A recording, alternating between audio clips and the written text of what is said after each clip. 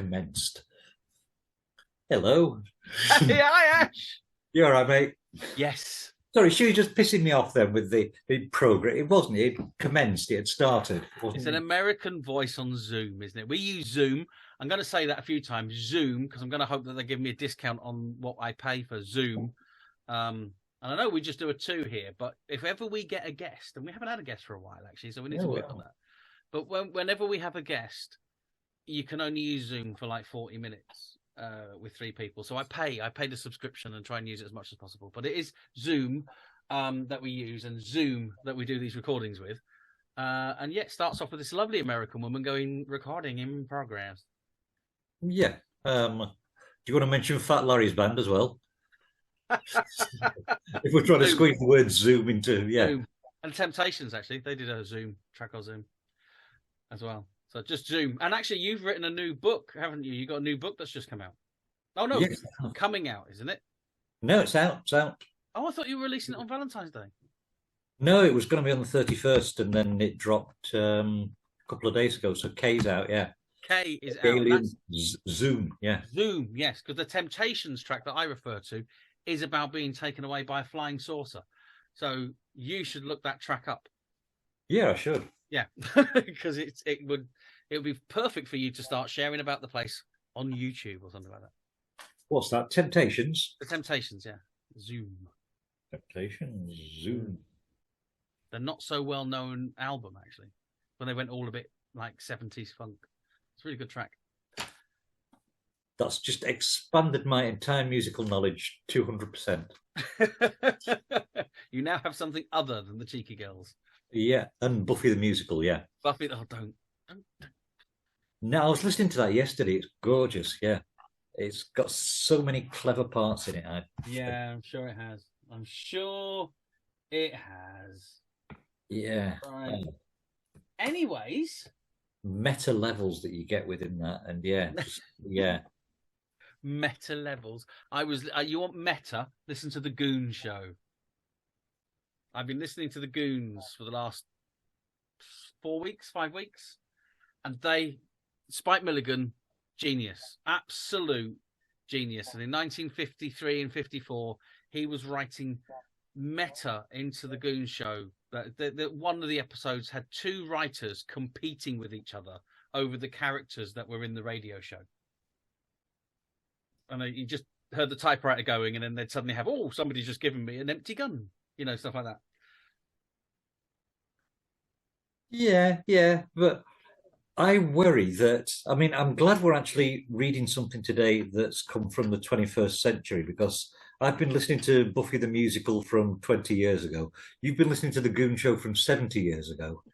So, it's nice to have something that's, One of many. But I will admit that the most recent radio comedy scripts that I've been listening to are probably early 90s. You've not listened to begins with a C. It's got what's his face in it from I'm sure I've sent you a copy of it. I have listened to that. Yeah, I'm just talking about recently, because I discovered that as I drive to work in the mornings, because I live 40 minutes away, so I drive to work in the mornings and I listen to Radio 4 Extra, and they play Hancock's Half Hour, The Goon Show.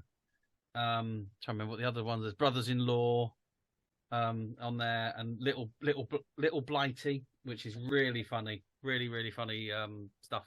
So I've been listening to a lot of old radio comedy in the mornings. Wow, Radio 4, right? Radio 4 Extra. I know an intellectual. Good. It was bound to happen one of these days. Yes. I can just not do this recording for this kind of abuse. I have a wife for that now. Ask the question. Okay. What, over the last couple of weeks, because it has been a while, what have we been reading these last couple of weeks? We have been reading by the wonderful Elain Ridgway a short story entitled The Night in the Forest. Yes. This is a story that Elaine wrote relatively recently, within the last year or two, possibly in the last year.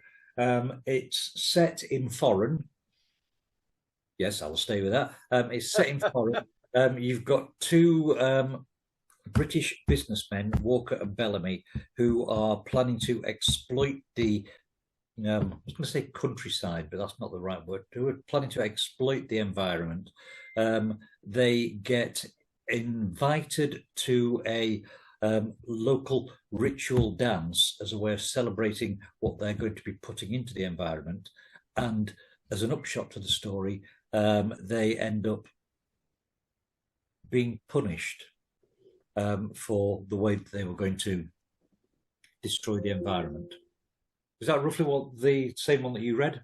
Yes, yes, that is definitely the one I read. What did you think? I really enjoyed it. I did. It was set around the Amazon, wasn't it? It's the Amazon parts of the Amazon rainforest, I believe. It might not be Amazon actually, but there were orangutans. That more Middle Asian, but yeah, I really liked it. I really liked the message that it was saying in terms of the environmental message and how we should be mindful of what we're doing with the environment, and it's not and not from a point of view of plastic in the ocean. This is now forests, the lungs of the world. So I really like the way that the story was constructed, actually, in that way. What do you think?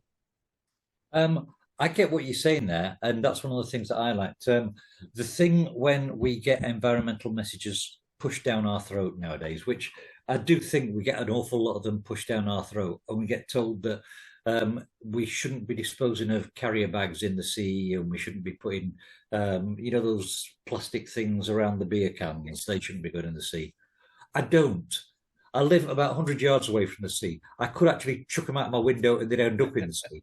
But I've never done that. And this whole idea that we've all got to be careful and we've all got to be environmentally friendly. Admittedly, I try and put a lot of this shit in landfill, which I don't see as being a bad thing, but I don't try and hurt the environment. Whereas within this story, you've got two people who are deliberately exploiting the environment and they are the ones that get punished. And to me, that seemed more just than the way environmentally I keep getting persecuted for what big business is doing in different parts of the world. And that I think is really important. I don't think that was the point of what Elaine was doing here. We'll come back to that in a second, but I think you're right in terms of the way things are told. It's like I'm not going to sit here and say I'm a massive fan of Greta Thunberg because I don't know her, right? I'm also going to sit there and go, I really don't care what she says because she's not saying it to me. She's saying it to governments. She's saying it to big business. Yeah. And a lot of this stop putting plastic in the ocean isn't aimed at us. It's aimed at big business. That's it's aimed at. That's why McDonald's, he said, trying to do another sponsorship, is change their straws because they wanted a virtue signal on the back of all of that, and that's exactly what it's supposed to be. That will make a big difference. But the trouble is that the big business is controlling the narrative again. So through discourse, they're moving the message to have a go at us so that the little people will do exactly what you just said there. Why are you throwing down my throat? Why am I being persecuted? I live 100 meters from the sea. And so that message gets garbled and gets kind of pointed at the wrong people. It's a deflection mechanism, I think, or a deflection technique that the big businesses are using to make it look like people are having to go at us, the little people, when actually they're the ones that control it. The only reason I use a plastic straw isn't through choice, it's because they give me one. It's that kind of thing. And the only reason I end up with a plastic bag is because they give me a plastic bag. If they gave me a paper bag, I'd walk off with a paper bag and I wouldn't complain about it. So I went to Primark this weekend and they give you paper bags at Primark and I'm not there saying, no, I want a plastic one so that I can throttle a dolphin with it. Precisely. Yeah, there's penguins out there that need clothes as well, it's and say the narrative isn't being, it's not a false narrative that's being sown. That's what's so clever about it. It's a deflected narrative. It's kind of like that. Yeah, we need to put less plastic in. You, individual person who sat in your house, and you're the one who needs to use less plastic. We're only giving it to you because you keep asking for it. It's that bullshit that I don't like, and that actually where I thought this story scored really well because it circumnavigated that bullshit really, really well. in that I mean, you same. were talking about sort of like the plastic straws and the paper straws. Yeah. I did want to sort of like write a video game where the whole idea would be you've got a turtle that had started choking on a plastic carrier bag, and to save its life, you had to give it a tracheotomy and put a plastic straw in there, just to show that they are like useful. And Was it maybe we called? could use a Was ring. it called Environmental Irony, the video game? Yeah, I could have seen that being quite popular as well. Yeah, Well, certainly with the incels, I think they would be quite into that because they seem to be the most anti-Thornburg group, that don't like the that's the. environmental message.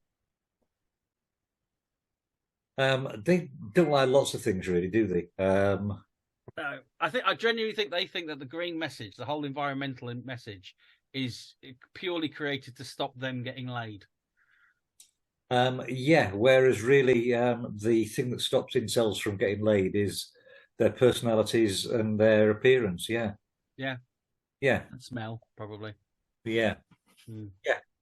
And if there's any incels watching this who don't like that, well, fuck you.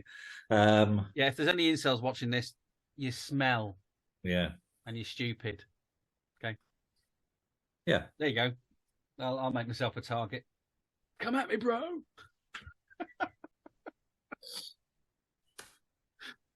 What do you think of the way the horror was handled in this one? Interesting. Where was the horror in this one? It's definitely there. It's definitely horrific. There's a couple of places where the horror sits quite nicely. Something that I've been looking at a lot recently, which is the uncanny and the weird. Right. And it definitely sits there. One of my favorite parts of this is they've just done the whole. This is where we're going to build the hotel, and we're going to chop down all these trees, and that sort of stuff. And then the trees talk. Yeah. The trees are the ones that send the message through to the shaman. And I thought that was really nicely done. It went into the uncanny, just sat on that boundary between reality and unreality. Because even when the shaman heard the trees, the shaman didn't know it was completely trees. It was the god speaking. It was the whole of the forest speaking to the shaman that could understand the whispers of the wind. And I thought that was so well done. It was pure folk horror, and just that little bit eerie and that little bit slightly uncomfortable, which is where the uncanny sits so beautifully.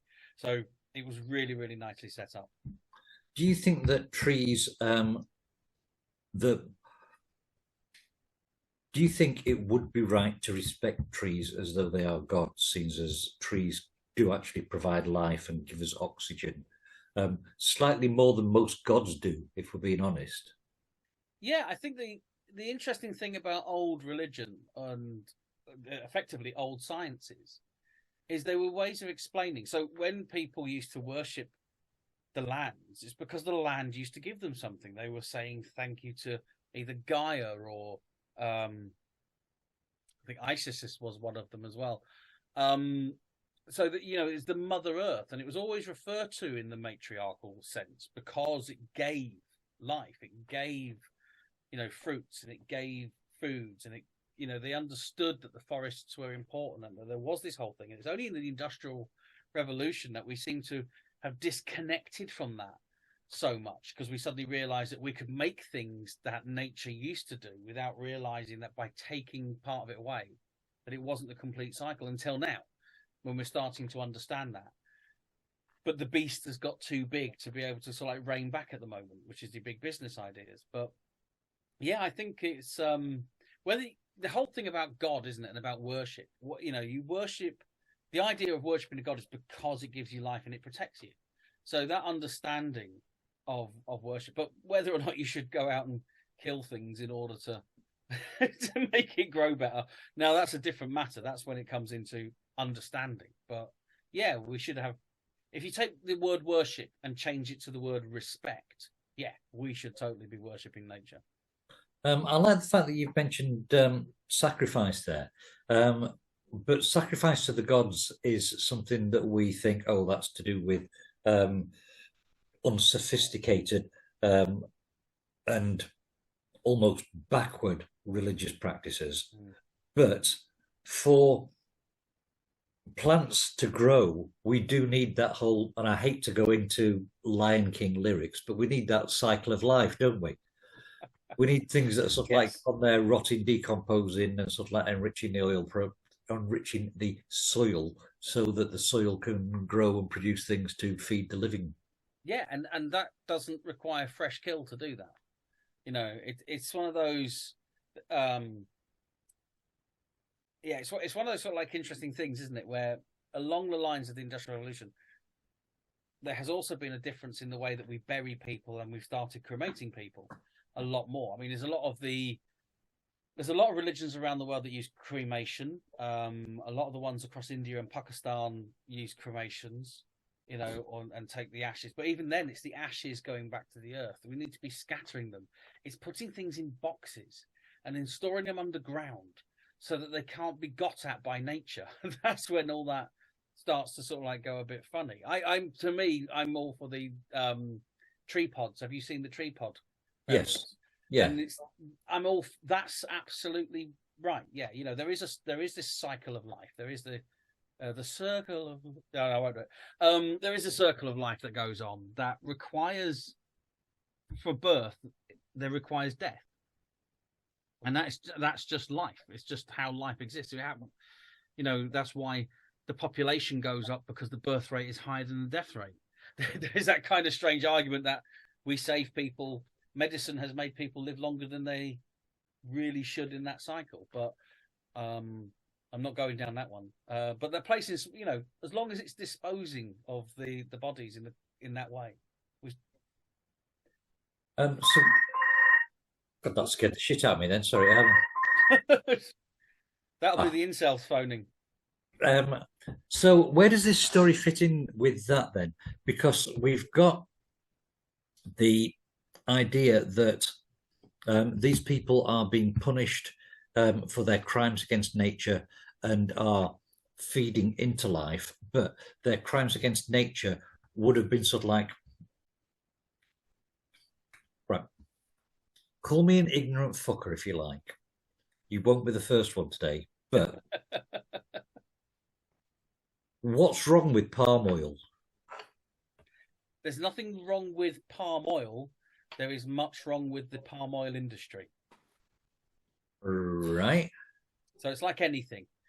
Palm oil is something that we all like. It helps things spread. We like it in our spreadables. It's a very useful oil.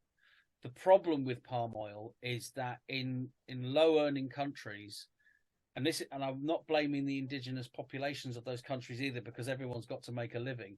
They are chopping down swathes of rainforest and replacing them with palm oil trees, which do not generate the same atmospheres as the trees that are currently in the rainforest, because Right. they have very few branches on them, the palm trees, and it is displacing large groups of wildlife. One in particular is the orangutan. It only lives in this particular type of forest and won't live amongst the palm trees.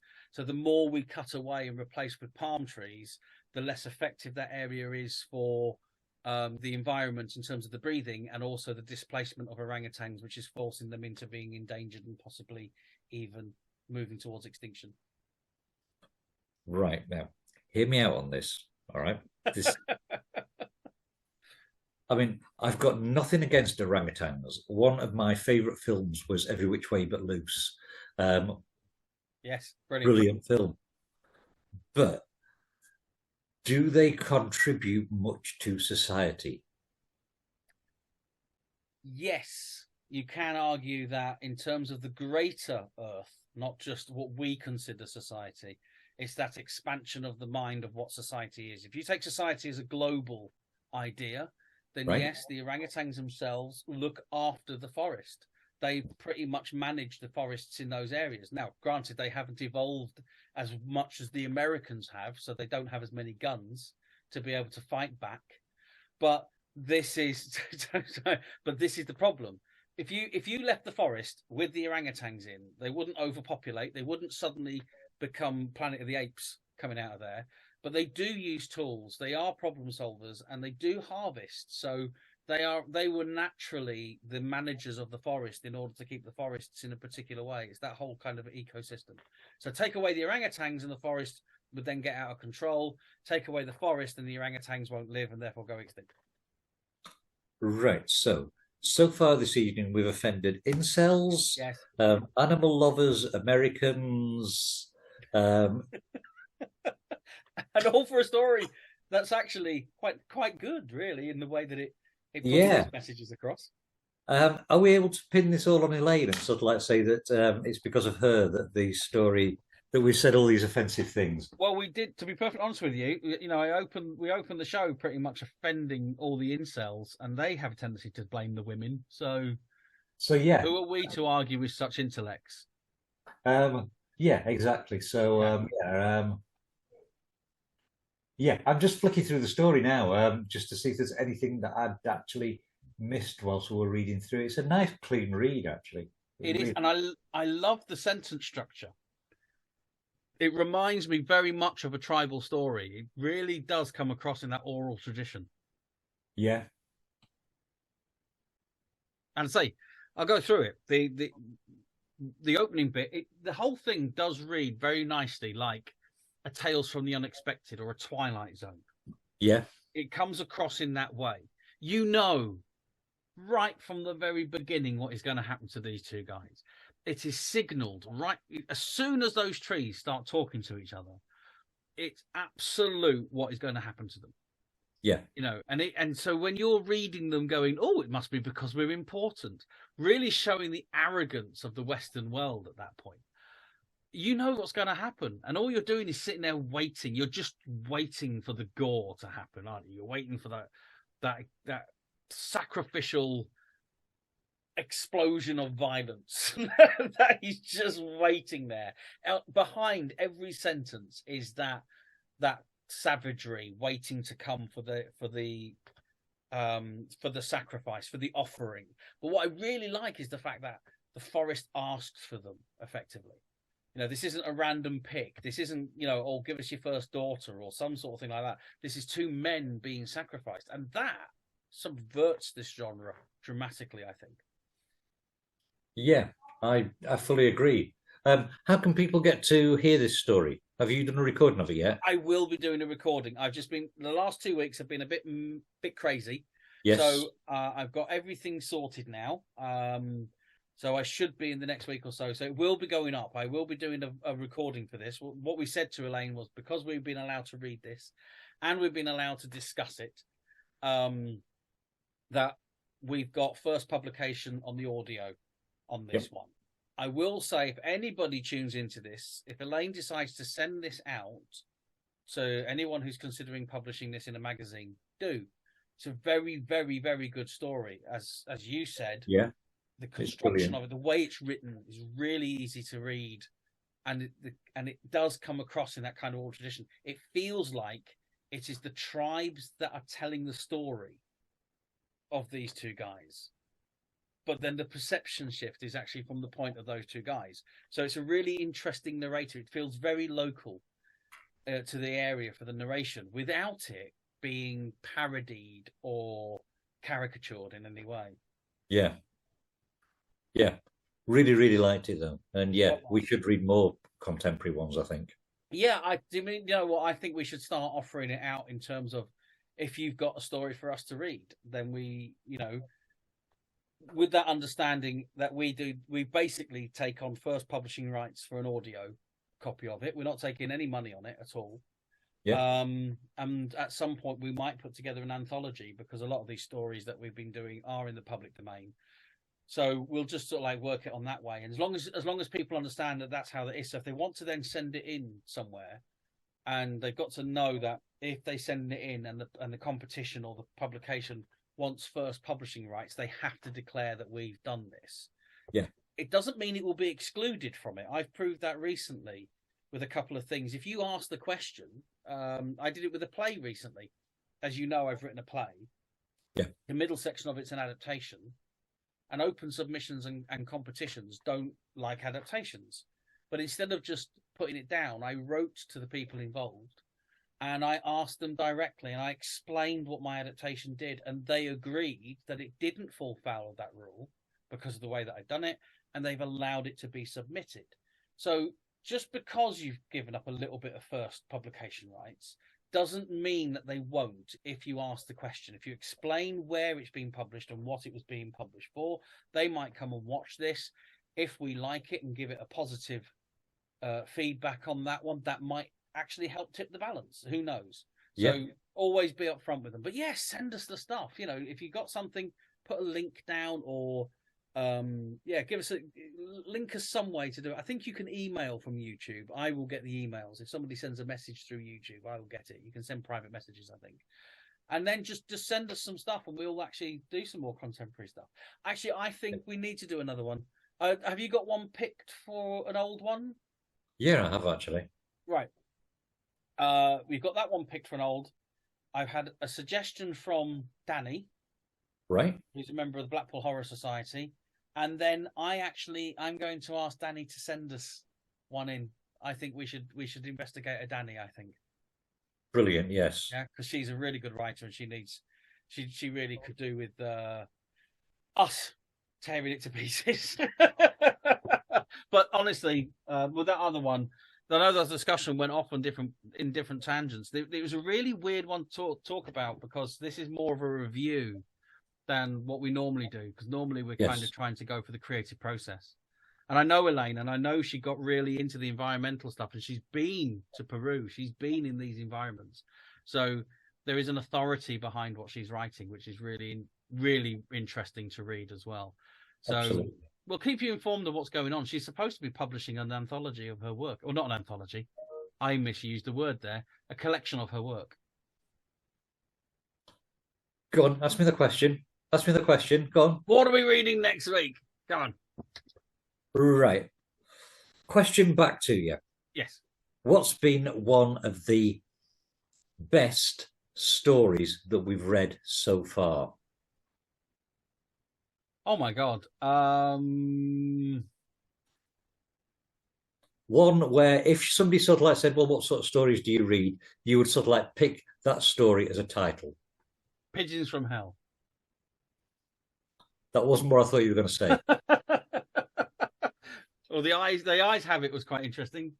I thought you were saying the Monkey's Paw.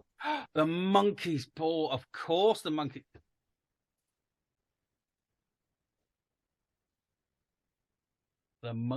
Paw. That looks handy. Isn't that beautiful?